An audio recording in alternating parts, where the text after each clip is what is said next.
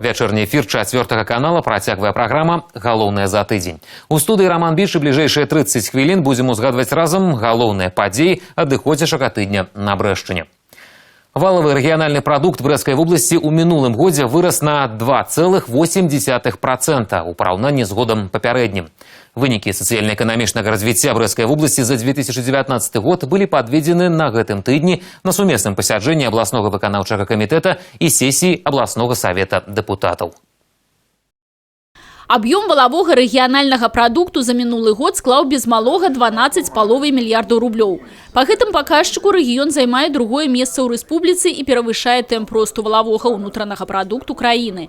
Падводзячы вынікі сацыяльна-эканамічнага развіцця в области, яе кіраўнік Анатоль Ліс адзначыў, у цэлым у мінулым годзе удалася забяспечыць паступальнае развіццё ўсіх галін эканомікі. З перавышэннем выконваліся заданні па асноўных галінах прамысловасці, сельскай гаспадарцы, будаўніцтве і гандлі. Достатково стабильная ситуация и с финансовыми показчиками. Экономикой области за прошедший год получено 942 миллиона рублей чистой прибыли, что на треть больше, чем в 2018 году. Доля убыточных предприятий в общих их численности, хотя и остается довольно высокой, 11,2%, но сократилась за последние 4 года в 2 раза. С учетом результатов 2019 года, за 4 года пятилетки область обеспечила один из самых высоких в республике темпов роста валового регионального продукта. Але разам з тым ёсць і пазіцыі, па якіх вобласць крыху адстае. Так усяго 0,3% не дасягнулі да прагнозу па экспарце паслуг, што абумоўлена ў першую чаргу зніжэннем экспарту будаўнічых паслуг. Недаатрымаў рэгіён і прамых замежных інвестыцый на чыстай аснове. Объем прямых иностранных инвестиций на чистой основе составил 61,3 миллиона долларов США при задании 80 миллионов. Невыполнение задания связано в первую очередь с изъятием прямых иностранных инвестиций на чистой основе по предприятиям города Бреста и резидентам свободной экономической зоны Брест. При этом чистое поступление прямых иностранных инвестиций составило 84,3 миллиона. У разрэзе раёнаў у лідарах Івацевіцкі, Маларыцкі і Пінскі. Тут выкананы усе паказчыкі. У аўтсайдерах горад Пінск, Жабінкаўскі, Лунінецкі і Драгічынскі раёны. Іх кіраўнікі трымалі справаздачы аб рабоце па пошуку рэзерваў для росту канкрэтных прапаноў і праектаў. Сформирован экспортный портфель заказов на щебень, железобетонные шпалы и пиломатериалы. По остальной группе товаров продолжается работа. Есть новые проекты, которые хотим внедрить с этого года. Сейчас ведется до уточнения источников финансирования по ним. Совместно с холдингом БМЗ продвигаем проект для полиселектромашин. Резервы для росту ёсць ва ўсіх раёнах і ва ўсіх галінах, адзначыў кіраўнік вобласці, вызначаючы задачы на 2020 год. Людмила Салцина, Александр Сивицкий, телерадиокомпания «Брест». Міністэрства антыманапольнага рэгулявання і гандлю рэкамендавала Брэсцкай вобласці знізіць долю харчовага імпарту на 16 мільёнаў долараў. На гэтым тыдні ў Брэсце прайшоў семінар-нарада аб дадатковых мерах па абароне ўнутранага рынку і зніжэнні імпартнай складаючай. Неабходнасць правядзення сустрэчы прадыктавана тым, што ў Беларусі працуе дактрына нацыянальнай бяспекі, і адной з яе складаючых з'яўляецца індыкатар харчовай бяспекі. Доля імпарту ў гэтай катэгорыі не павінна перавышаць 15%. На сёння ў цэлым па краіне ўжо ідзе значнае перавышэнне – 22,5%. Брэсцкая вобласць за мінулы год закупіла імпартных тавараў на суму ў 497 мільёнаў долараў і займае па гэтай складаючай трэцяе месца ў рэспубліцы. Міністэрства антыманапольнага рэгулявання і гандлю Беларусі распрацавала рекомендации по выходу со становища, каб у 2020 году организовать работу по досягнению метовых параметров харчовой бяспеки. Придерживаться уровня доли импорта не более 20%. Второе. Размещать товары отечественного производства на полках торговых и местах в торговых организациях, визуально доступных и приоритетных для покупателя. Третье. Придерживаться уровня торговых надбавок на социально значимые товары. Мы просили всех придерживаться установленного параметра базовой инфляции, который равен 4% на 2020 год. И формирование цен на внутреннем рынке должно быть идентично формированию цен на внешних рынках. Для Брестской области в целом рекомендовано снизить долю импортной продукции на 16 миллионов долларов. Здесь предстоит работать как обеспечение конкурентоспособности производимой продукции нашими производителями, так и соблюдение со стороны торговли определенных мер по насыщению полок наших магазинов еще больше, чтобы было еще больше присутствовали товары отечественного производства. Брест став першым месцам, дзе прайшла такая нарада. Падобныя семінары пройдуць і ў іншых рэгіёнах Беларусі. Юрый Печур, Сергей Матвейчук, тэлерадыёкампанія «Брест».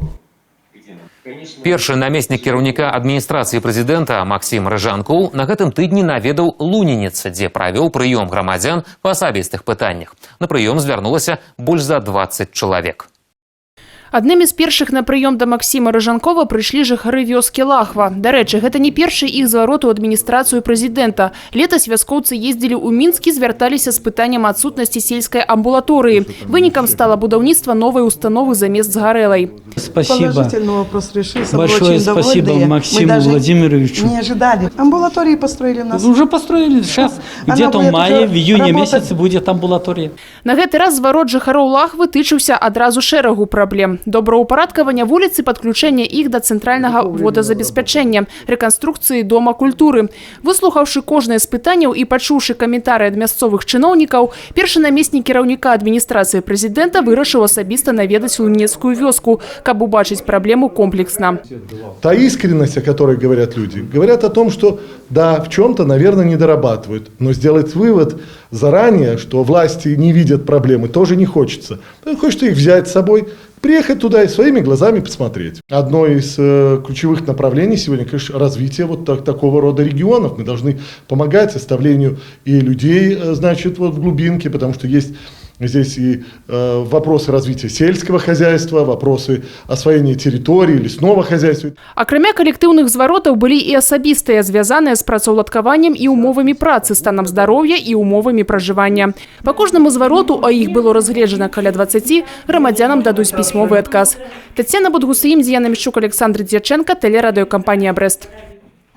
Больш за 50 рэалізаваных праектаў на агульную суму звыш 4 мільёнаў долараў. Такі вынік японскай гуманітарнай місіі, якая ў межах грантавай праграмы «Карані травы» дзейнічае ў Беларусі вось ужо 14 гадоў.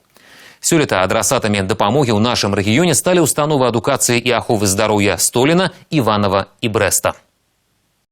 Столінская сярэдняя школа нумар 2 прымае азіяцкую дэлегацыю з незвычайнай нагоды. Упершыню за гісторыю існавання праграмы японскага ўраду «Карані травы» адрасатам грантавай дапамогі стала школа. На палясе прадстаўнікі дыпмісіі Японіі ў Беларусі завіталі, каб адкрыць новы сучасны трэнажорны комплекс. Займацца на ім могуць усе дзеці, у тым ліку і тыя, каму патрэбна рэабілітацыя. Па словах гасцей, новы вопыт аказання дапамогі менавіта школам мае перспектыву і заслуговуе больш дэталёвага разгляду. Мы реализуем эту программу в Беларуси с 2004 года. И до сих пор, в принципе, мы помогали медицинским учреждениям. Ну, а в прошлом году мы решили, что как может расширять сферы, и не только в медицинской сфере, а тоже образование и социальной защиты. Праграма грантавай дапамогі «Карані травы» накіравана збольшага на мінімізацыю наступстваў радыацыйнай катастрофы ў Чарнобылі. У Беларусі дзейнічае 16-й год. За гэты час было рэалізавана больш за 50 праектаў на агульную суму звыш 4 мільёнаў рублёў. Адрасатам грантавай дапамогі стала і Брэсцкая дзіцячая абласная бальніца. Сюды паставілі 2 апараты на агульную суму каля 80 тысяч долараў. Першы – гастраскоп, эндаскапічнае абсталяванне экспертнага класа. І яшчэ адзін медыцынскі падарунак – артраскоп. Дзякуючы яму можна выконваць дыягностыку і лячэнне ўнутраных пашкоджанняў суставаў, нават самым маленькім пацыентам. Абсталяванне для нашых рэгіёнаў унікальнае, на ім ужо праведзена 12 аперацый, і гэта той выпадак, калі дапамога не бывае лішняй. Это для детей не только, вы понимаете, самостоятельная поликлиника не только для детей, которые находятся в стационаре, но и полностью направляемые извне, из всего нашего Брестского региона. Что касается гастроскопия, это уже рутинная методика и так далее. А вот артроскопия у нас в Бресте для детей не реализована никак была.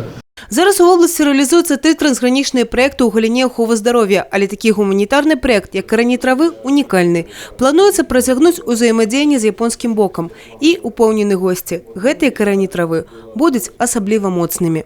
Евгения Мороз, Таццяна Будгусыім, Роман Філюціш, Александр Дзячэнка, тэлерадыёкампанія «Брест». Як дапамагчы тым, хто аказаўся ў складаным жыццёвым становішчы? Што рабіць, калі блізкі чалавек перанёс цяжкую хваробу і зараз патрабуецца рэабілітацыя? Адказы на гэтае пытанне ведаюць у брэсцкім аддзяленні беларускага таварыства Чырвонага крыжа. Пад эгідай таварыства ў абласным цэнтры свае дзверы днямі адчыніў кансультатыўны цэнтр па догляду на даму «Надзея».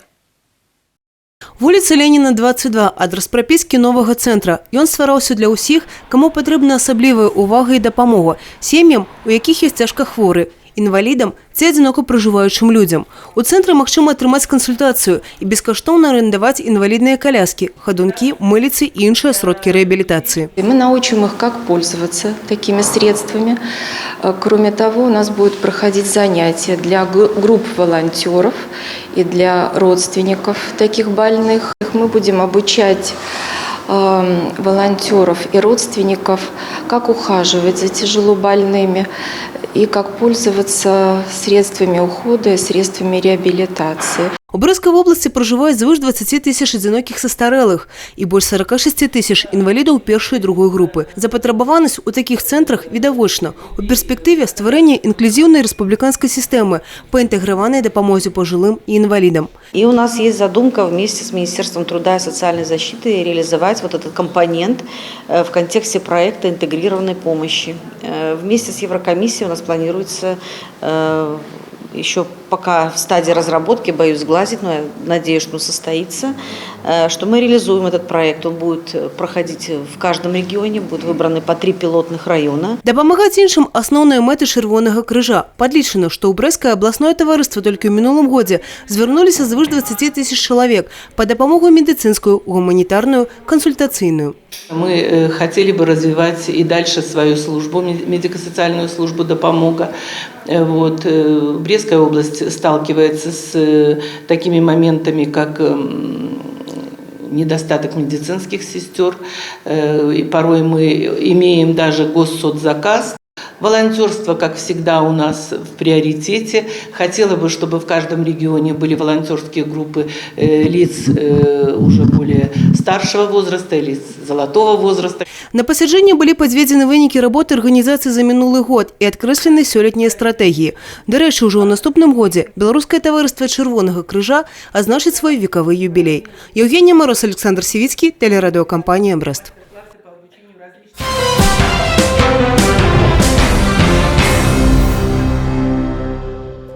Больш за 100 маладых людзей з усёй Брэсцкай вобласці на гэтым тыдні дэманстравалі сваё прафесійнае майстэрства на абласным этапе рэспубліканскага конкурсу World Skills. Арганізатарамі рэгіянальнага этапа выступіў брэсцкі аблвыканкам, а месцам правядзення мерапрыемства сталі баранавічы.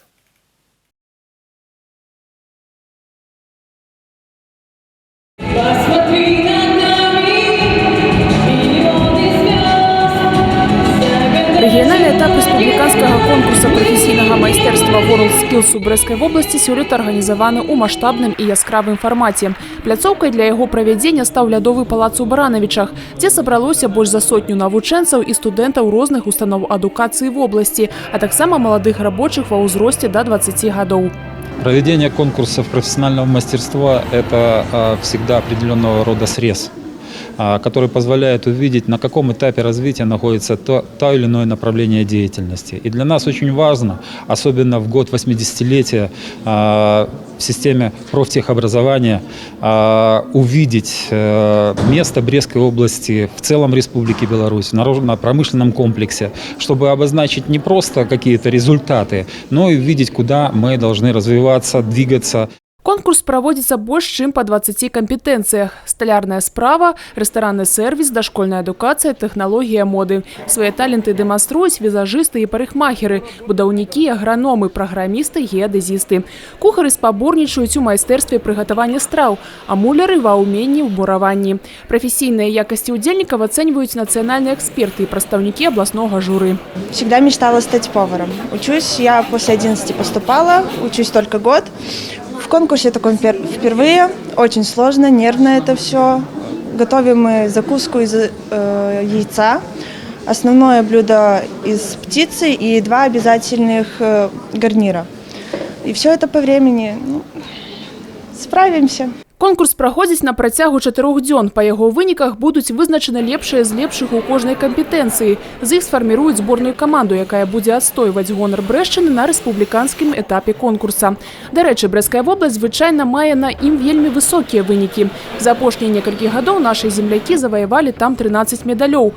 Больш таго, многія з гэтых узнагарод былі пацверджаны і на міжнародным узроўні. Алена Ракудзі, Яна Мішчук, Мікалай Руцкі, тэлерадыёкампанія «Брэст». Акцыя «Адзіны дзень бяспекі», якая праходзіла ў Беларусі з 20 лютага, завяршылася сёння. У гэтыя дні намаганні ўсіх ведомстваў былі накіраваны на развіццё ў грамадстве культуры, бяспекі жыццядзейнасці і правядзення адукацыйна-выхаваўчай работы з падрастаючым пакаленнем. Даволі незвычайна да такой работы падышлі ў Пінску. Тут вырашылі спыніць рост пажараў з дапамогай тэатральнага мастацтва. Мюзікл, у якім галоўныя ролі сыгралі самі выратавальнікі, стаў не адзіным сюрпрызам для пінчукоў. Высоким мастацтвам па няведанні і невыкананні правілаў пажарнай бяспекі ударылі ў Пінску. Тут наладзілі музычны спектакль, дзе асноўныя ролі выканалі не прафесійныя артысты, а супрацоўнікі мясцовага гаррайаддзела па надзвычайных сітуацыях і вучні профільнага класа МНС. Па матывах знакамітага гогалеўскага твора «Вечары на хутары ля Дзіканькі» пінскія выратавальнікі паставілі ўласны мюзікл, дзе разам з гумарам і песнямі прысутнічаў і напамін пра галоўнае – жыццё адно і прапальваць яго не варта. Руку-то я засунул, крутанул и чувствую плавлюсь, словно робокоп то из металла. Сначала рука, потом все тело крутить начало, а потом я электричество выключил. Сегодня, наверное, первый опыт, такой интересный опыт и для нас, и для сотрудников МЧС.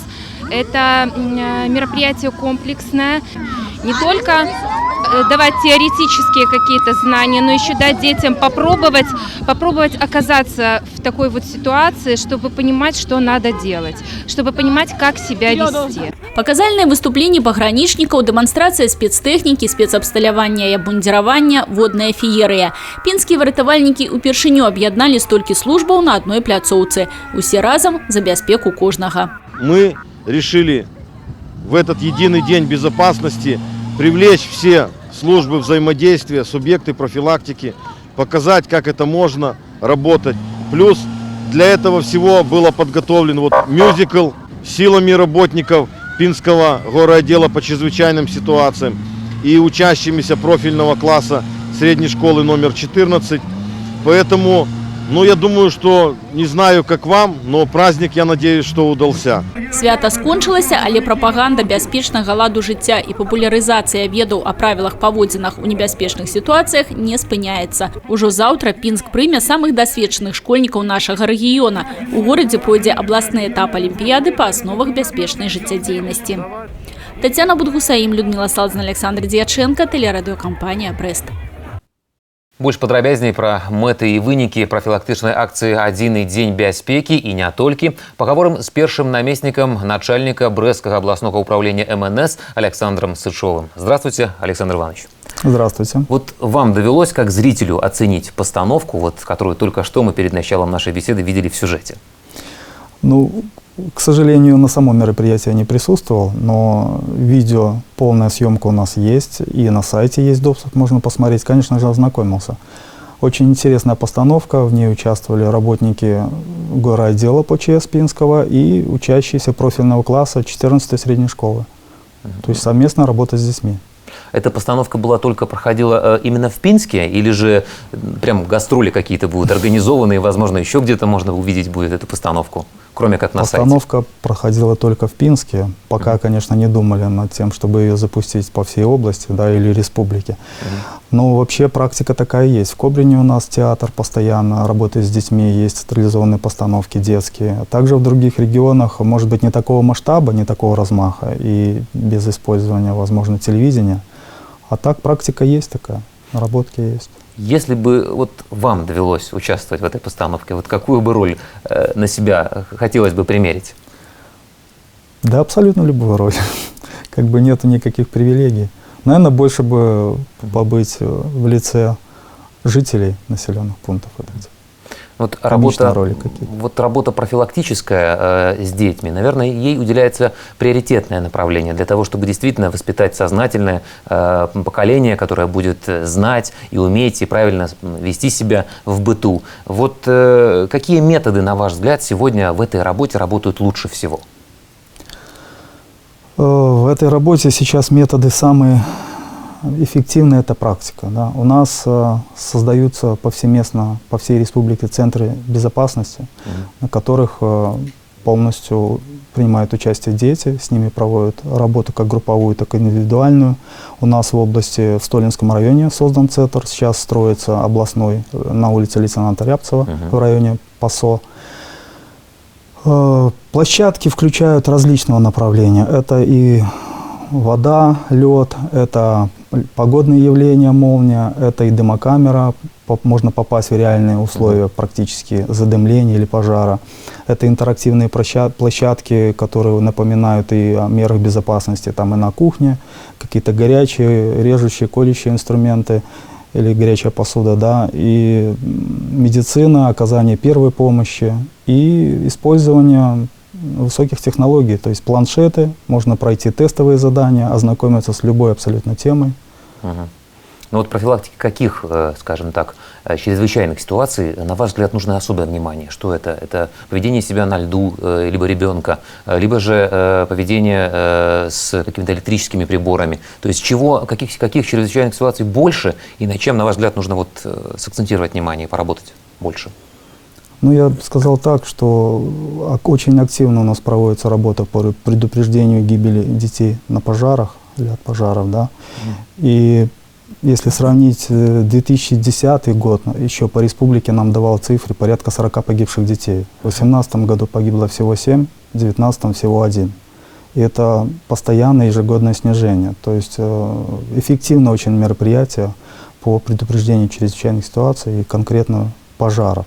Что касается воды, конечно, здесь большая часть, наверное, беспечность взрослых, то есть постоянно должен быть присмотр. Да и любое другое фактически направление, это нужно работать еще и взрослыми. То есть чтобы они правильно воспитывали и уделяли нужное внимание своим детям. То есть эта работа также ведется? Ну, ведется, конечно, и ведется всеми службами. В этой системе не только мы, а все министерства направлены. Что касается интерактивных площадок, на которых вот проходит именно это обучение с детьми, вы говорите, что и на лейтенанта Рябцева буквально совсем скоро появится еще один объект новый. Но я думаю, что многие не знают. Расскажите в 2 словах, что за объект и что там будет. Но это будет областной центр безопасности, который свою работу направит в первую очередь на обучение детей. То есть все учреждения образования будут получены приглашения, будет организована системная работа, плановая работа по всем регионам области. С преподавателями группы всех классов будут проходить обучение на этих центрах. Своеобразная школа, скажем так, безопасного поведения. Школа безопасности, да. Школа основ безопасности жизнедеятельности, скажем так. Как скоро планируется ее открыть, запустить? Я думаю, конец текущего, года. Начала следующего года уже будем плодотворно работать. Вот некоторые интернет-порталы в последнее время публикуют информацию о том, что увеличилось количество людей, погибших на пожарах за последнее время. Действительно ли это так? Или же это все-таки больше какое-то нездоровое привлечение внимания к своим же, опять же, порталам и интернет-ресурсам?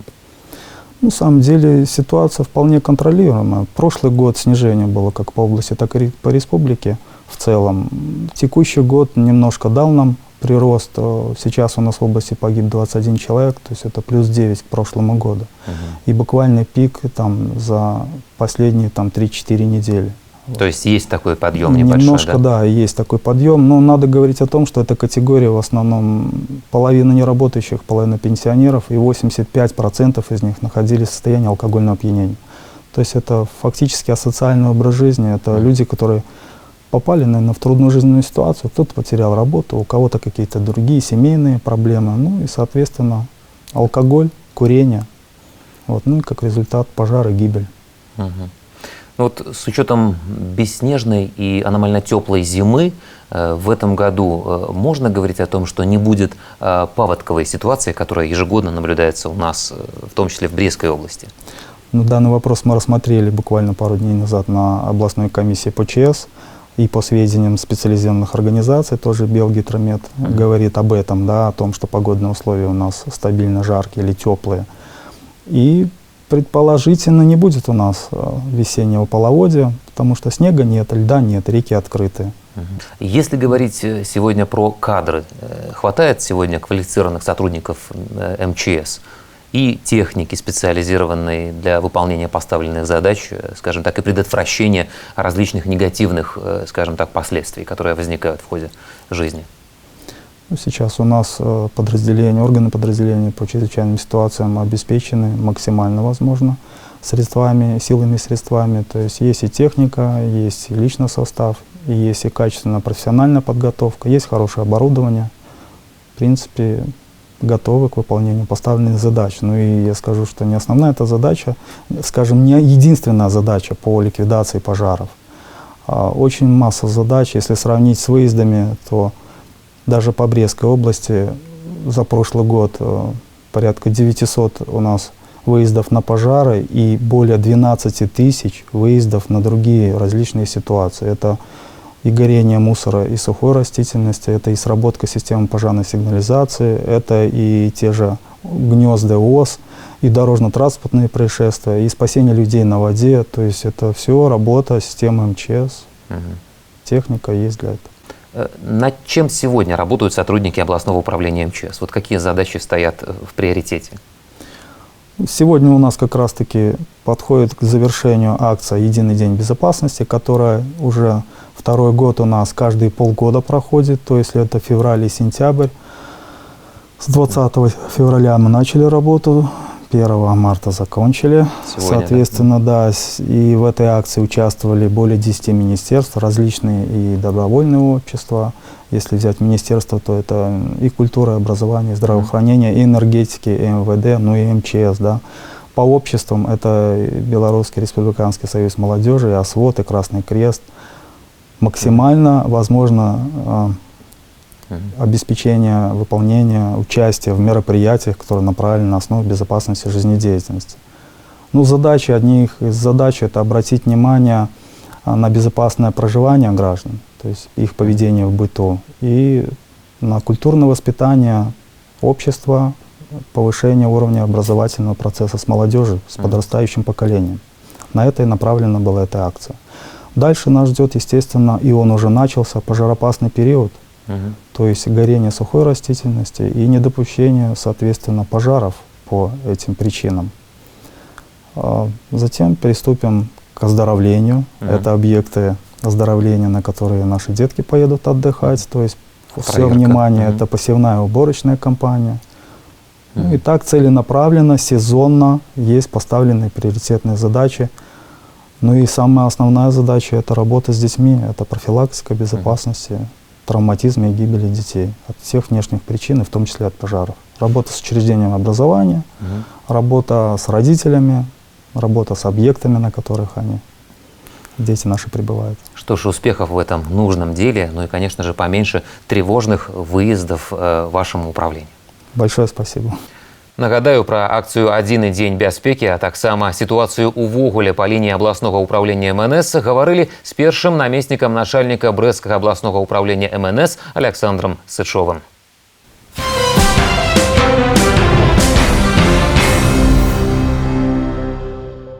Сёння ў Беларусі, як і ва ўсім свеце, адзначаюць дзень барацьбы з наркаманіяй і незаконным абаротам наркотыкаў. Наркаманія – адна з глобальных праблем чалавецтва. Толькі па прыблізных ацэнках спецыялістаў ад 3 до 4% жыхароў планеты ўжываюць наркотыкі. Як справіцца з праблемай? Адказ на пытанне разам са спецыялістамі шукалі і карэспандэнты 4 канала. У Беларусі за мінулы год колькасць зарэгістраваных нарказлачынстваў знізілася на 5%, па Брэсцкай вобласці на 7%. Нягледзячы на агульную пазітыўную дынаміку, у рэгіёне назіраюцца і небяспечныя тэндэнцыі. Павелічэнне распаўсюджвання наркатычных сродкаў праз сетку інтэрнэт, змяненне структуры наркарынку, дзе ідзе істотнае замяшчэнне забароненых рэчываў расліннага паходжання на сінтэтычнае. Асаблівы геаграфічны статус рэгіёна на памежжы з 2 дзяржавамі, Польшай і Украінай, таксама з'яўляецца небяспечным важным фактарам міжнароднага наркотрафіка. А ўзровень вонкавай наркапагрозы застаецца даволі высокім. Штогод праваахоўнікі спыняюць увоз наркотычных сродкаў і психотропных рэчываў у вялікіх памерах.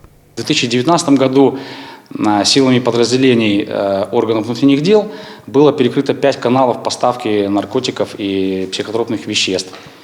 2 из них это с территории стран Западной Европы и 3 с территории Российской Федерации.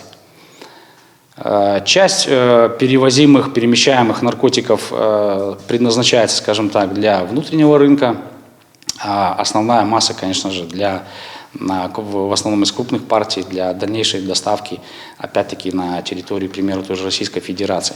Поруч з праблемай наркаманіі ідзе небяспека заражэння ВІЧ-СНІД. За 2019 год сярод 171 выяўленага выпадка хворых на ВІЧ парэтнаральна заразіліся 9%. Пры брэсцкім абласным наркалагічным дыспансары дзейнічае адмысловы кабінет прафілактыкі, дзе кожны нарказалежны можа атрымаць неабходную кансультацыю і дапамогу. У нас в этом кабинете работают 3 аутрич-работника. Это лица, которые контактируют с этой группой риска, с потребителями инъекционных наркотиков. Они ходят к ним домой и стараются их также убедить, чтобы они сдали тест на ВИЧ. Вот за прошлый год мы протестировали где-то 276 человек.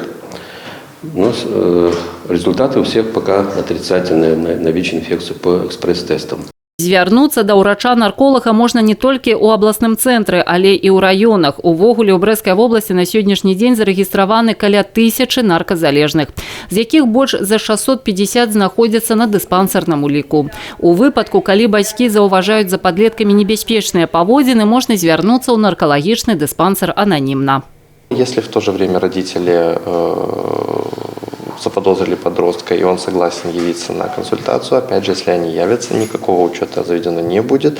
Будет анонимное наблюдение, которое не равнозначно учету, где мы будем стараться оказать помощь и показать подростку, что этот путь, к сожалению, ведет в никуда. Нагадаем, што паводле даных Сусветнай арганізацыі аховы здароўя колькасць наркаспажыўцоў у свеце дасягае 200 мільёнаў чалавек. Штогод ад гэтай праблемы гінуць амаль 450 тысяч. Першага і адзінага раза ў наркаманіі не бывае. Вызваленне ад разбураючай звычкі шанс захаваць здароўе і жыццё. А лепшая прафілактыка – поўная адмова пакаштаваць небяспечныя сродкі за кампанію ці проста дзеля цікавасці. У армію на один дзень трапілі школьнікі Брэсцкай вобласці. Удзельнікі абласных збораў «Прызыўнік 2020» у межах рэспубліканскай акцыі «Я служу» пабывалі ў 38-й Брэсцкай дэсантна-штурмавой брыгадзе. З бытам і распарадкам сучаснай арміі разам з падлеткамі азнаёмілася і наш карэспандэнт Тацяна Ігнатавец. Школьнікі, настаўнікі і вайскоўцы усяго ў акцыі прынялі ўдзел каля 300 чалавек. Моладзь з усёй вобласці знаёмілася з абмундзіраваннем зброі і асноўнымі традыцыямі сучаснай арміі. Самым главным, наверное, моментом это является общение ребят с военнослужащими, с представителями военкомата, с представителями воинской части 38-й бригады. Я думаю, что, конечно же, после таких мероприятий ребятам и захочется служить в армии. Это необходимо, потому что здесь, на самом деле, созданы все условия, чтобы человек развивался и физически, и крепко, и морально духом. Очень радует то, что нет равнодушных. Ребятам очень нравится, ребята интересуются, задают много вопросов.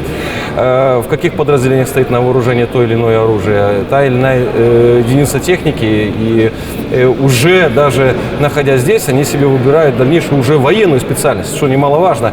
Пакуль некаторыя прыглядаюцца да армейскага ладу жыцця, іншыя ўпэўнена накіраваныя на тэрміновую службу. Паказваюць вынікі на спаборніцтве, этапа якога зборка і разборка аўтамата, падцягванне, адцісканне і жым гіры. Маларэцкі школьнік Дмітрый Смаль упершыню акунаецца ў армейскі быт. У розных гутарках чуў пра армію нямала, але на гэты конт у яго свае меркаванні. Впечатление то, что армия изменилась. Изменилось наше понимание к этой армии. Многие люди, которые еще служат, внесли понимание то, что не стоит бояться армии, то, что туда стоит идти. Она многому нас может научить. Арганізатары акцыі ўпэўнены, падобныя мерапрыемствы даюць магчымасць юнакам упэўніцца. Вайсковая служба – гэта не страшна, а наадварот цікава. Тым часам у праваслаўных вернікаў сёння завяршыўся масленічны тыдзень. Час развітацца з зімой. Хаця па-сапраўднаму яна да нас так і не дайшла. Але ж праводзілі зіму ў брэсцкім гарадскім парку шумна і весела.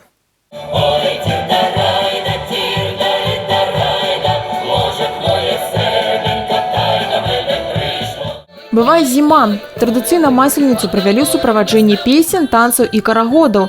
Нязменна галоўны масленічны атрыбут бліны, сімвал сонца і добрага ўраджаю, пякліся бесперапынна. Кульмінацыя свята, як заўсёды, стала спальванне пудзіла. Вакол масленічнага вогнішча брастаўчане развіталіся зімой. Блины сегодня мы отзавтракали и отобедали блинами. Приходим в парк 1 мая и празднуем со всеми. С праздничком вас! Самых лучших благ вам! Бывайте здоровы, живите богато! Масленіца ў брэсцкім парку культуры і адпачынку ў некаторым сэнсе стала дабрачыннай. Адбываўся збор грошай на лячэнне маленькай ляхавічанкі Сафіі Жагунь. Патрэбна сабраць яшчэ нямала. Дарэчы, апошні дзень масленіцы супадае з даравальнай нядзелі, калі ўсе адзін у аднаго просяць прабачэння, тым самым вызваляюцца ад грахоў перад вялікім пастом. І гэта яшчэ адна нагода дапамагчы тым, хто ў гэтым мае патрэбу. Вось такім, як заўжды, цікавым і насычаным выдаўся апошні зімовы тыдзень. Што прынясе нам першы вясновы, хутка даведаемся. Да сустрэчы ў праграме «Галоўнае за тыдзень» у наступную нядзелю ў гэты ж час.